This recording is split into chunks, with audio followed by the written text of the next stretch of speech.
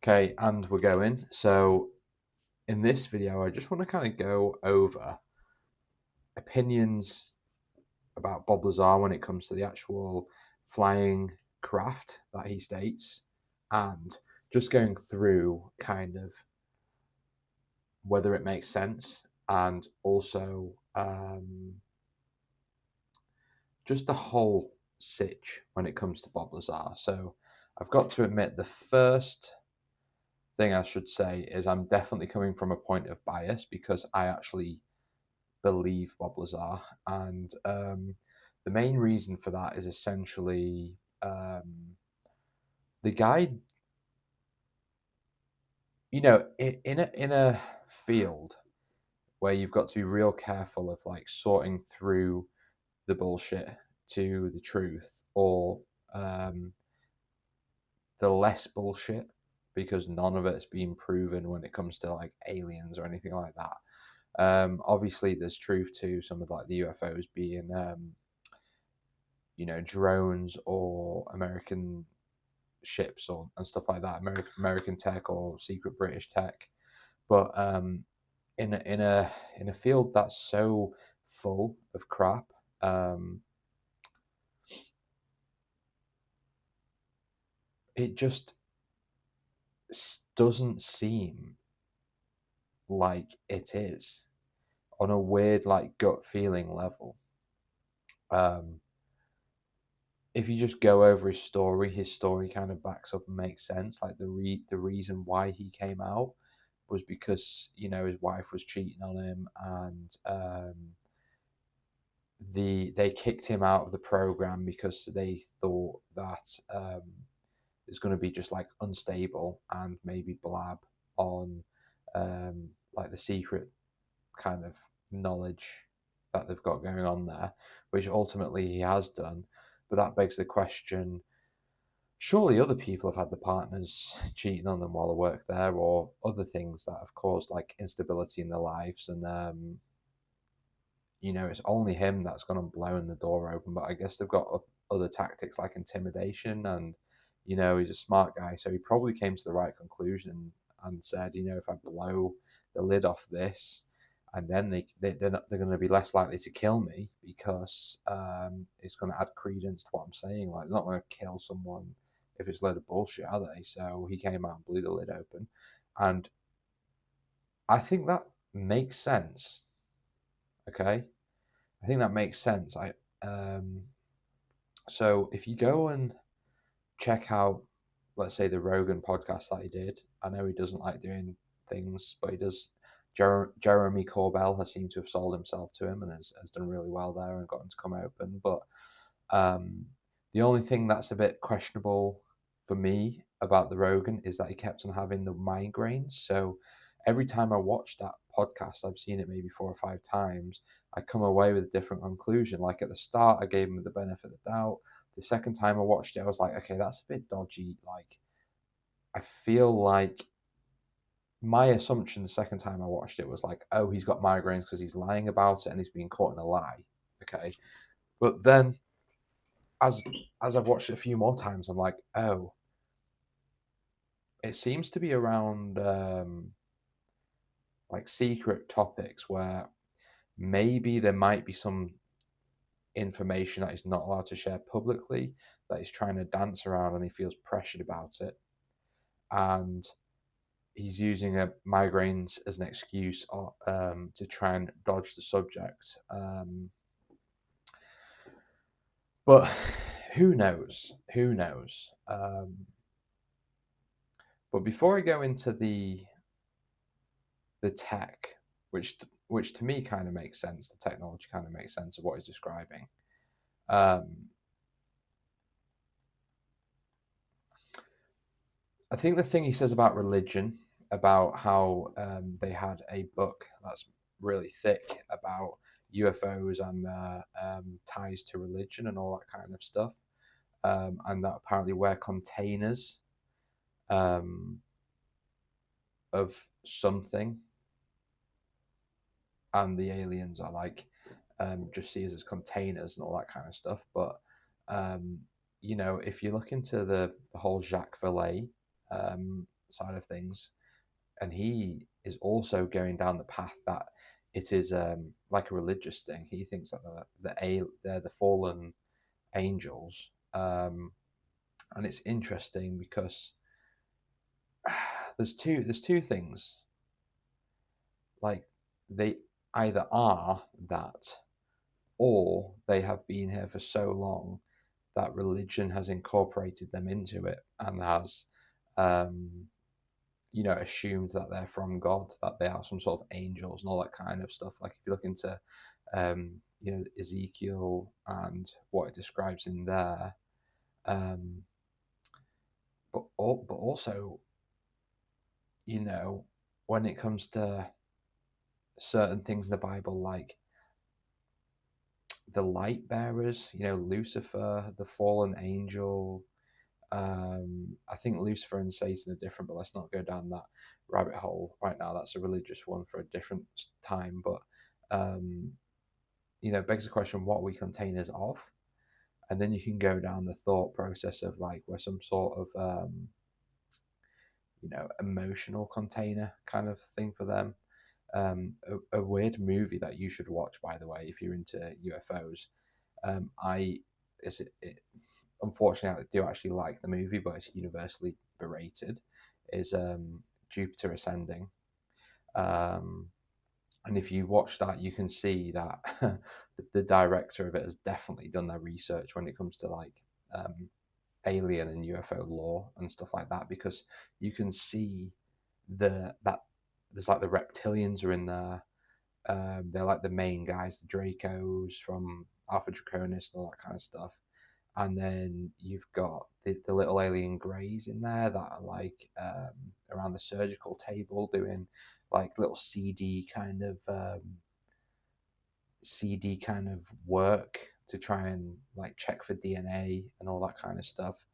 Um, and they're also shapeshifters, and you should just go watch it if you like UFOs and aliens, and then see how many things it can pick up. But essentially, what they do in there is they like harvest planets once they've come to fruition, and they use I think it's like the souls of, like, when they harvest a planet, that means that they essentially kill the population there, and they use, like, the souls for eternal life and to rejuvenate them. It begs a question. It's like, this guy, when it comes to religion, if we're containers, what are we containers of? Could it be something like that? Could it be something like they're feeding off our energies? If these beings are interdimensional, or like consciousness, or there's the whole good and evil thing. Is it a religious thing? Is it aliens? Some people have said that the aliens who created us also created religion, um, to keep us from going essentially insane, to give us, like, some hope and all that kind of stuff.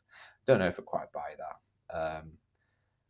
I think, if there were, let's say that the universe is teeming with life, okay, we're just under the assumption that people feed the same way people on Earth feeds. Let's say, for example, there's a there's an there's an alien race that, instead of having to, the way they get food is, it could be just photosynthesis. They could just, like, absorb all they need from the sun, or just drink some water, or do something. But then they might look at, let's say you're an animal that just photosynthesizes, okay, and then you see us, and you're like, holy shit, these things have to literally kill another animal, put it in the mouths, and fucking assimilate the protein to their body. Okay, how terrifying does that sound? Now, that's something that we just take for granted. Like, I'm a big meat eater. Like, like, most humans eat animals and vegetables, and vegetables is still life. You're still eating life, aren't you? That's dead. you know. And if you're an alien race that sees this, you could be absolutely terrified of us, because you're like, if these things leave this planet, and they go to another planet, they're just going to eat everything there too.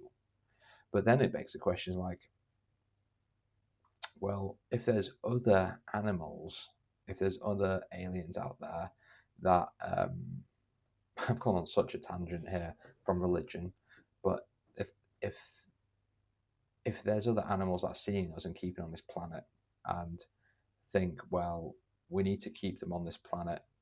It's like a prison planet, but it's for our own good because these things are ruthless. But then, what if there's another alien race that likes to eat meat too? And, you know, their justification for eating us, if that makes sense, like, is, well, we eat things that are lesser than us. Um, sure, like we can say we try to eat things that are not fully, we don't eat smart things like dolphins, but then some cultures do. And then if you look into like why do we eat certain animals and not others, it gets weird. But like another alien race could just see us as food as well. So it's a bit of a scary thought if you think about it that way. But like imagine if there's like some species of aliens that feed on energy, like emotional energy or some spiritual energy or something like that, and need the whole good and evil to play out, and maybe feed on um, horrendous things. Maybe that's why our planet is full of war, and it feels like things get controlled into like mass negative emotion. But anyway, I just find the whole when Bob Lazar goes on about the religious aspect of things, like you could just go down such a rabbit hole and think about what are they actually talking about? Is this like a bit of a hidden, um, how sometimes like the intelligence agencies are meant to, um, pass out intentionally pass out fake information to certain people. So then, if this information gets leaked, you can kind of follow the trail back as to who was given this specific information. You can find out who the rat is and then kick them out. Like, could it be something like that? Maybe it could, but um, there's a lot of people that think it's some sort of it's tied to the Bible and it's some sort of religious thing. Like if these UFOs, like the orbs specifically, if they're interdimensional, what's to say they're not from? What's to say they're not like a religious thing, an angel? Um, some people believe that like they're attracting to certain people and certain consciousness can pick them up more than others. But anyway, that would, if that was the case, would that not then discredit, if it was like if the UFOs were like a conscious thing, that would then discredit the Bob Lazar um, description of them, like the sport model, for example. Um, so I don't know if that kind of marries up, and I don't really know what they mean by that, how it links into religion, but it's definitely interesting to kind of talk about, and you can kind of come up with some wacky ideas about it. But when it comes to the actual, I think it's absolutely genius. Like if he is lying about the UFO, the sport model UFO, if he is lying about it, like it's absolutely genius because not only would that allow you to travel in space, it would allow you to travel in time as well. Because if gravity, so essentially what he says is that there's this element 115 or 116 or something, I think it's 115, that was undiscovered at the time, but it was you could theoretically work it out at the time. It was just undiscovered. So it's not exactly like he's created something out of thin air. Like you could theoretically work it out by certain chemical formulas. Like you can probably extend to like element 180.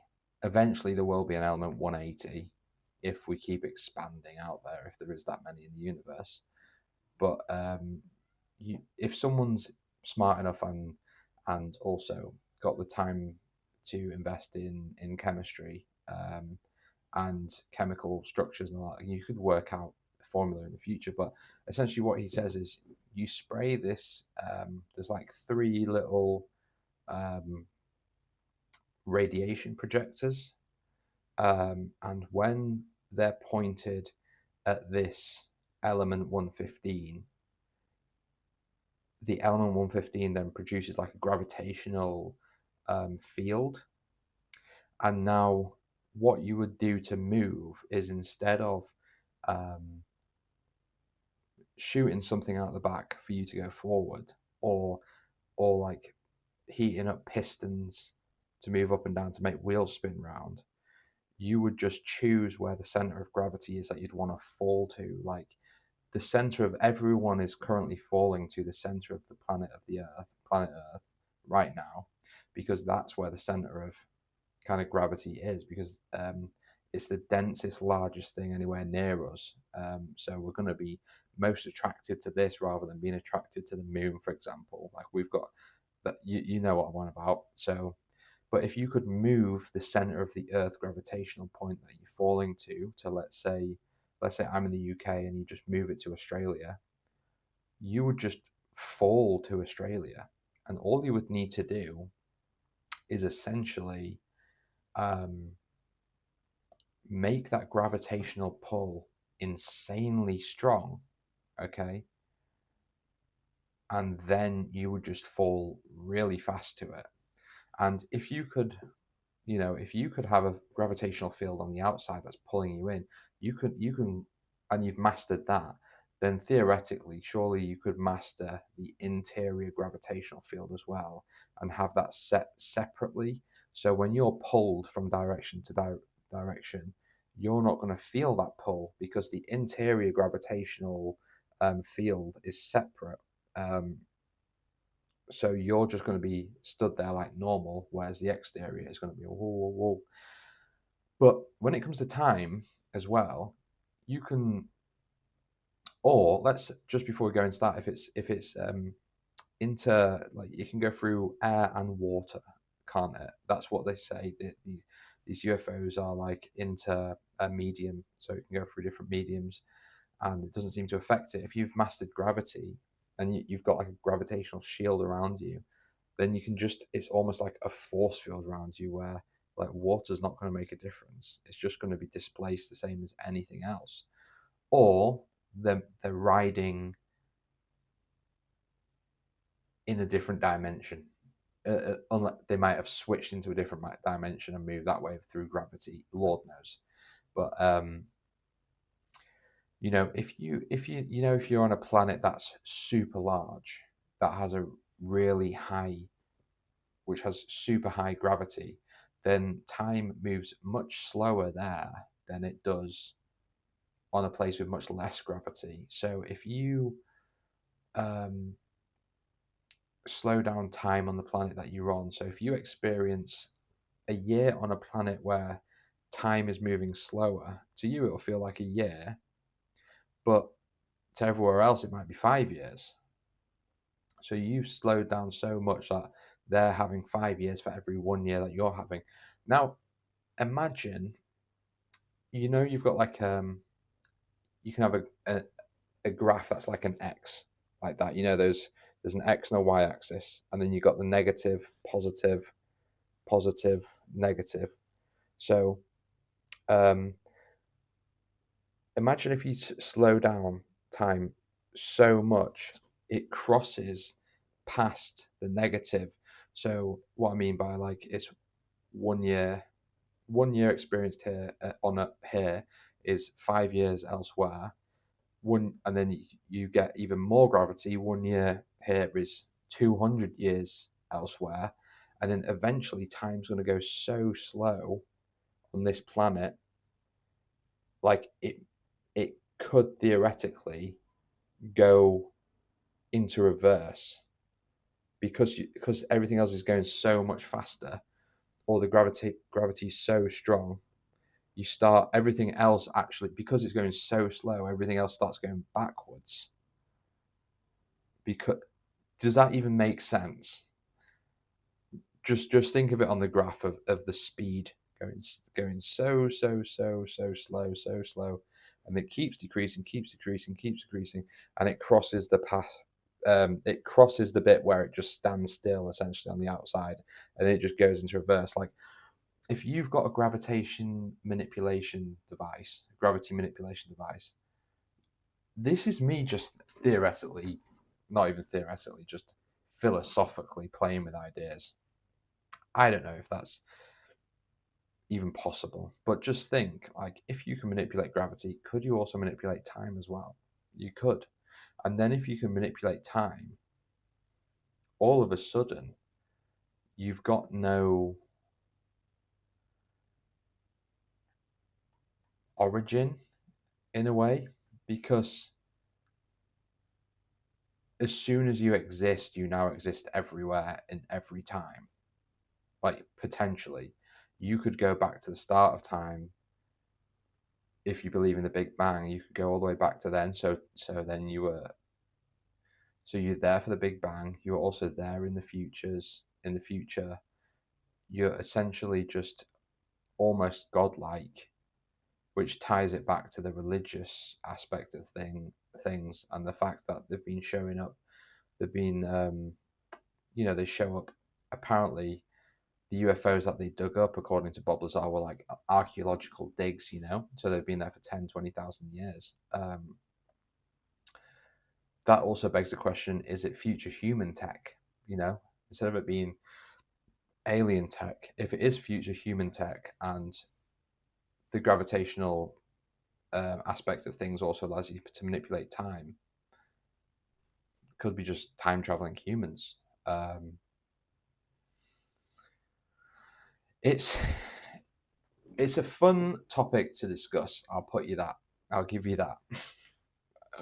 I can't speak properly. My little daughter's been keeping me up through the night, so in these videos, if I seem really tired, I am. But I'm just replacing sleep with coffee right now, and in future videos, I'll definitely perk up a bit once I get used to this lifestyle. But yeah, if you think you have cracked it when it comes to figuring out if Bob Lazar's telling the truth or not, like if you have found something that just seems to either expose him as a liar or prop him up as someone who's telling the truth, let me know, because I'm honestly so interested. I can't figure it out. As I said at the start of the video, I do think he's telling the truth, but the last thing you want to do is get suckered into someone having you on. But who knows? Honestly, it's just so interesting, and I think he needs to do another Rogan or something like that. I heard that he went out with a meal with Andrew Schultz and Rogan, and then apparently he was dropping bombs on them that he couldn't say on the podcast. But Schultz, he went and says that all he was describing was a Chinese drone, but I don't think so. Somehow, I don't think what he's describing is a Chinese drone, because this was back in the 80s for one, okay, and the tech is way too far advanced, like gravity manipulating engines. If that was something that we could do in the free market, okay, someone, especially the Chinese, by the way, would have implemented that into a vehicle, because the amount of fucking brass you could make having a gravitational propelling car or device that allows you to travel where you don't need to use petrol, you don't need to use electricity. You've got this new fuel source. The amount of money you can make with that, if it was simply technology that we've already got it would be in private hands by now because someone would have stolen that information and done something with it. So I beg to differ that it's just a Chinese drone. If he's telling the truth, Bob Lazar.